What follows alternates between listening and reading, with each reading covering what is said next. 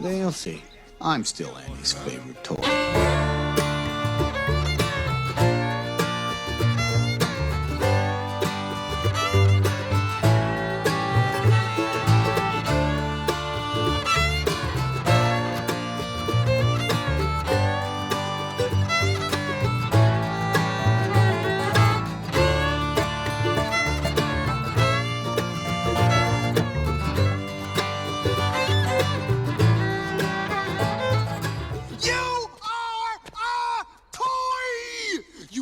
A child's plaything!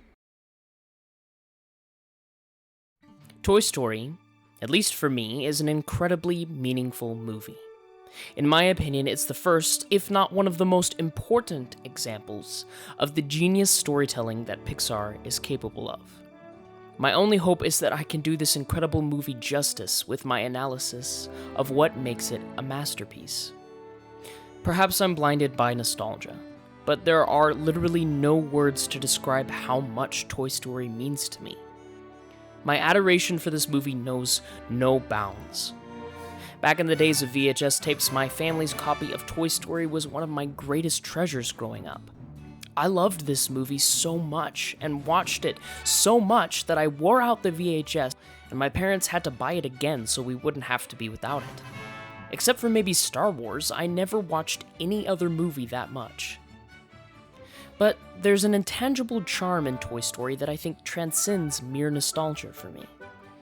It's that rare alchemy of ideas, passion, pacing, characters, and plot that provides a near-perfect viewing experience. Somehow this film became timeless. As the first full-length CGI animated feature, its technology is bound to become outdated or obsolete. And yet this movie continues to find an audience in all ages. Why? Because it's not about the technology behind the film. It's about the heart.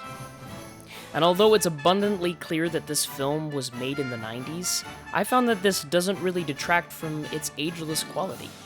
Except for the toys. How were toys made 25 years ago cooler than the ones made today? But I digress. You don't really notice that because you're so engrossed in the story. It's not the best Pixar movie ever made, of course, but it's certainly one of the most well-constructed, and also one of the most memorable, and that comes down to the story it's trying to tell. At its core, Toy Story is a metaphor for learning maturity and responsibility, using the toy's relationship with Andy as a vessel. There is no greater example of this than the film's main character. Woody is so consumed by his position as Andy's favorite toy to the point that when someone threatens that status, he's consumed by jealousy. He forgets the very reason why he's Andy's favorite. After all, toys are meant to bring joy to children, to be there for their owners when they need them the most. But Woody forgets his purpose, and instead is blinded by his selfish desire to be loved and played with the most. Through the events of the film, Woody matures and grows, coming to realize that it isn't about him. It's about Andy, and being there for him, even if it means that he isn't played with as much. He displays his maturity by risking his own well-being to see that Andy has what he needs. Buzz Lightyear returns safe and sound. On the other side of the spectrum, Buzz goes through the process of maturity through a crisis of identity. He is so convinced that he is a real-life space ranger that his whole world is shattered upon finally discovering that he is not. But through Woody's maturity and sacrifice of self, Buzz realizes that being a toy is something profound. Being a toy is special enough to cause a previously selfish soul like Woody to admit he was wrong and move past his own desires. Through Woody's change, Buzz realizes his own responsibility for Andy, and comes to the mature revelation that being a toy is just as important as being a space ranger. Even Sid, the film's villain, presents another angle of this multifaceted metaphor. He comes to realize, however harshly, that there are consequences for his actions. He learns through terror that he has a responsibility to treat toys, and by extension everyone else around him, with respect. This theme is even expanded upon in later films in the series, and explored with such depth and detail that it permeates every minute of the saga. It's a theme that presents a cohesive and meaningful thread to weave these films together in a way that no other animated franchise has managed to accomplish.